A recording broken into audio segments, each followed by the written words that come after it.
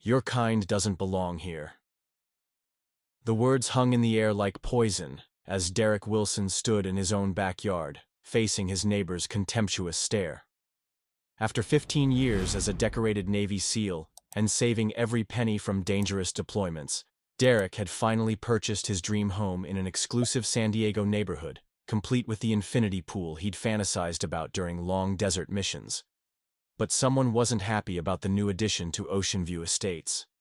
And that someone was about to learn a lesson she'd never forget, one that would literally color her perception for weeks to come. Derrick first noticed Veronica Harrington watching him from her second-story window the day he moved in.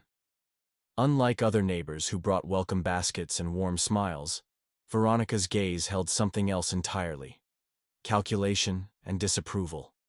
When he waved politely, she snapped her curtains shut. That should have been his first warning. 3 days later, while installing his home security system, old habits die hard, Derrick's phone buzzed with an alert. The cameras he'd already set up captured Veronica strolling through his unlocked back gate, designer beach bag in hand, as if she owned the place. She spread her monogrammed towel over his lounge chair and dipped her pedicured toes into his pool. When Derrick confronted her, Veronica's perfectly Botoxed face registered practiced surprise. "Oh, I thought you were the pool boy," she said with a dismissive flick of her wrist. "The Hendersons always let the neighborhood committee use their pool on Wednesdays." Her eyes narrowed slightly as she added, "There must be some mistake with the sale. This neighborhood has standards." Drawing on the same patience that had helped him negotiate with tribal leaders in foreign territories, Derrick smiled professionally. "No mistake, Ms. Harrington. I'm the new owner, and while I'd be happy to consider pool privileges for neighbors who ask permission, trespassing isn't something I can overlook." As she gathered her things, Veronica muttered loud enough for him to hear, "We'll see how long you last here." Over the next month, Veronica escalated from annoying to outrageous. Derrick's security cameras caught her testing his gates at odd hours, peering through windows, and once even attempting to use a key, likely copied from previous owners. The situation reached its peak when he returned from grocery shopping to find Veronica hosting her women's empowerment circle in his backyard.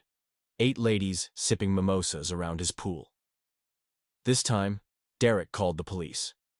When officers Rodriguez and Patel arrived, coincidentally former teammates from his military to law enforcement training program, Veronica immediately switched tactics. "Officers, thank goodness you're here. We've always had access to this pool, and suddenly this man is harassing us for using it," she said, tears welling perfectly in her eyes. "Ma'am," Officer Rodriguez interrupted, "Commander Wilson's service record speaks for itself. If he says you're trespassing, you're trespassing. Please leave before we make this official." As the women hurriedly grabbed their things, Veronica's face contorted with humiliation. "This isn't over," she hissed. "You might have fooled everyone with your military hero act, but I know your type doesn't belong here." After that encounter, Veronica's campaign against Derrick turned strategic. Anonymous complaints about his unkempt yard flooded the HOA, despite his property being immaculately maintained. His morning newspaper mysteriously disappeared. Community Facebook posts mentioned suspicious activity at his address. But most alarmingly, someone had dumped chemicals into his pool twice, requiring expensive treatments. Derrick hadn't survived 3 tours in hostile territory without learning how to gather intelligence. His enhanced security system caught Veronica stealing his newspaper at dawn, photographing his house at midnight, and even sprinkling something into his roses that made them wither overnight. At the monthly HOA meeting, Veronica played her trump card. "I'm concerned about our property values," she announced, making deliberate eye contact around the room before landing on Derrick. "Some recent changes have made potential buyers uncomfortable." Derrick calmly stood up, connected his phone to the meeting room's projector, and pressed play. "Interesting you should mention property values, Ms. Harrington. Would you care to explain this footage from Tuesday night at 11:32 p.m.? The crystal-clear video showed Veronica in black clothing, pouring something into his garden. The room fell silent.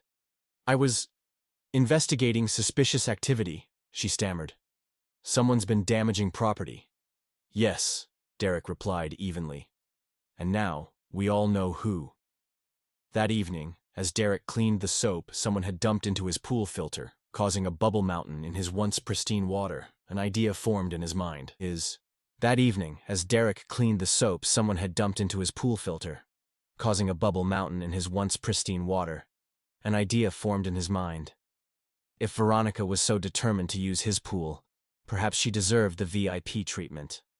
During his SEAL days, Derrick had learned about a specialized non-toxic dye used for water training exercises.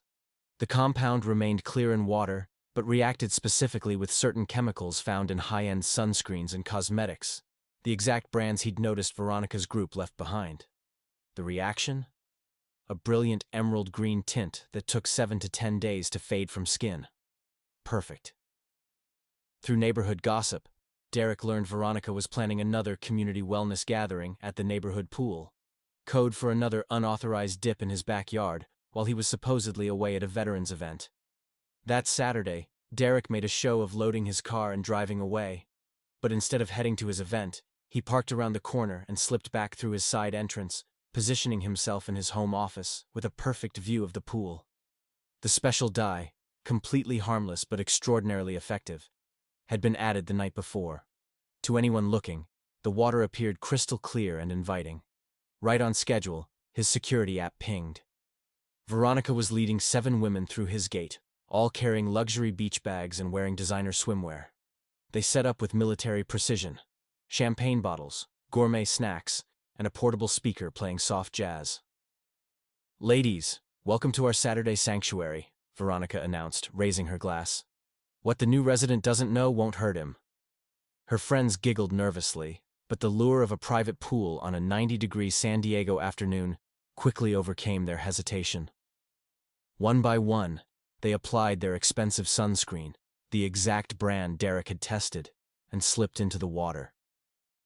Veronica dove in with practiced grace, making a perfect splash. "The water's divine," she called out. It took approximately 15 minutes for the chemical reaction to begin. One of Veronica's friends stared at her arm in confusion. "Veronica, is your skin changing color?" Veronica looked down at her hands, and her scream could have shattered windows 3 blocks away. Her normally fair skin was turning a brilliant shade of green, like the Wicked Witch of the West had merged with the Incredible Hulk. Panic erupted. Women scrambled from the pool, screaming and grabbing their belongings as their skin and expensive swimwear took on an increasingly verdant hue. "My daughter's wedding is next week," one woman wailed, examining her lime-colored legs. "I'm the mother of the bride!" Veronica stood frozen in horror, dripping and increasingly green, her face contorted with rage. That's when she spotted one of Derrick's cameras, its small indicator light blinking cheerfully. The exodus that followed would have qualified for Olympic sprinting. 7 green-tinted women in designer swimwear running through an upscale neighborhood, leaving wet, slightly green footprints on pristine sidewalks. The video hit social media like a Technicolor tsunami. Derrick had edited it perfectly, starting with clips of Veronica's previous trespassing incidents, followed by the pool party disaster. Within hours, it had millions of views across multiple platforms. Trespassing. "Karen turns green with envy" became the trending headline. Local news stations picked up the story. Security footage clearly showed Veronica's repeated intrusions, her vandalism attempts, and finally her emerald transformation. Comment sections exploded with people sharing their own entitled neighbor stories. Veronica's real estate agency couldn't ignore the viral catastrophe. Their social media pages flooded with green emoji comments. By Monday morning, they'd released a statement. "We pride ourselves on respect for property rights. The actions shown in this video do not reflect our company's values or professional standards." The neighborhood WhatsApp group, previously silent during Veronica's campaign against Derrick, suddenly erupted with activity. She did the same thing to the Patels last year. Remember when she called the police on those Hispanic kids' lemonade stand? The dam of silence had broken. The most satisfying moment came when Veronica, still sporting a distinct mint hue, attempted damage control through a video explanation. Her green-tinged appearance only made it go viral again for all the wrong reasons.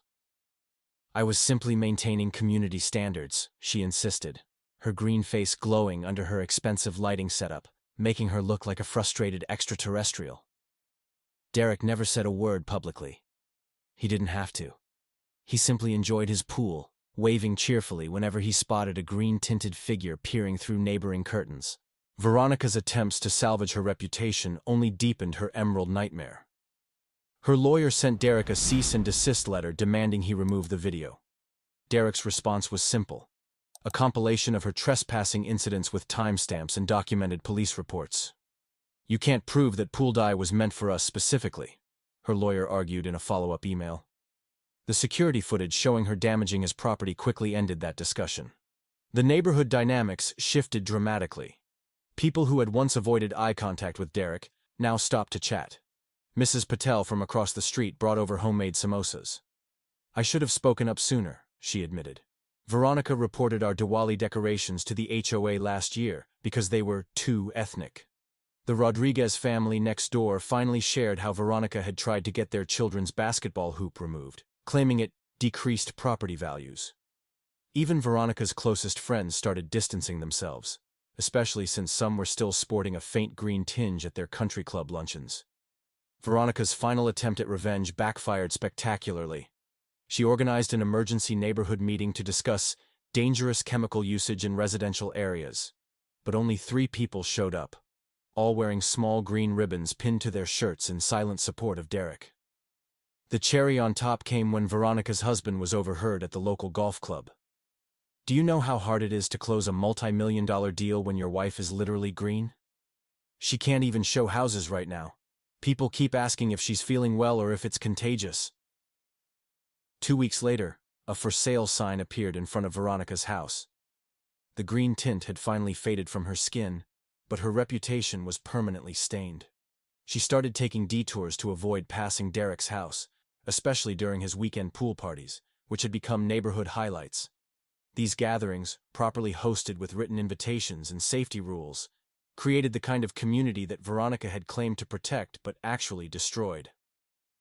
"You know," said Dr. Hernandez from 2 doors down, helping Derrick set up for a Labor Day barbecue, "I've lived here for 12 years, and this is the first time I've really known my neighbors." The pool sparkled innocently in the background as children played and adults chatted, creating genuine connections. Real estate agents showing Veronica's house had to explain to potential buyers why the current owner was selling so quickly. The story had become such local legend that they were legally obligated to disclose it. "No, the pool incident won't affect your property values," they'd assure concerned buyers. The green dye was completely temporary, unlike the community spirit it helped create. Veronica made one final appearance at an HOA meeting before moving out. She'd prepared a speech about neighborhood decline, but when she stood up, someone simply started humming, "It's Not Easy Being Green." The room erupted in poorly concealed laughter, and Veronica fled. Her face flushed a shade of red that clashed magnificently with her fading green undertones. The day Veronica's moving truck pulled away, Derrick raised a glass of lemonade in his backyard, not celebrating her departure, but appreciating how standing up to a bully had transformed an exclusive enclave into a genuine community. 1 year later, Derrick's pool remains the heart of the neighborhood. The new family that bought Veronica's house, a same-sex couple with adopted twins, fit perfectly into the community. Their daughters are on the swim team, and Derrick helps them practice on weekends. Sometimes visitors ask about the small framed photo near his pool gate, showing a group of women running through the neighborhood, their skin an unmistakable shade of green. Derrick just smiles and says, "That's a reminder that karma sometimes needs a little push, and that true belonging isn't about who you are, but how you treat others." The security cameras are still there, but these days they capture different scenes: birthday parties, swimming lessons, and neighbors sharing summer evenings. The HOA meetings are shorter, friendlier, and remarkably free of complaints about property values. Last week, Derrick received an interesting email. A local news station discovered that Veronica, now living in Arizona, was making waves in her new neighborhood. Something about demanding exclusive access to the community tennis courts and questioning why certain people were allowed membership. He chuckled, marked the email as read, and headed outside to enjoy his pool. As he floated peacefully in the crystal-clear water, Derrick reflected on how the best revenge isn't about getting even. It's about building something better from the ruins of someone else's prejudice. If you've ever dealt with entitlement in your life, remember this. Standing your ground doesn't always mean fighting back. Sometimes it means creating the space where everyone feels welcome. Everyone except those who try to exclude others. The strongest communities aren't built on exclusivity, but on the simple principle that respect is a two-way street. And for those who refuse to show it? Well, sometimes karma needs a little splash of color to make its point. Drop a comment if you think Veronica got exactly what she deserved, and share your own story of standing up to entitled behavior. Don't forget to hit that like button and subscribe for more stories of sweet, satisfying, and occasionally green-tinted justice. Did you know? Just one like from you can give me the motivation to create more awesome videos. And by subscribing with the notification bell on, you'll never miss out on my next amazing content. Don't forget to leave a comment below. Let me know what you think about this video or suggest a topic you'd like to see next.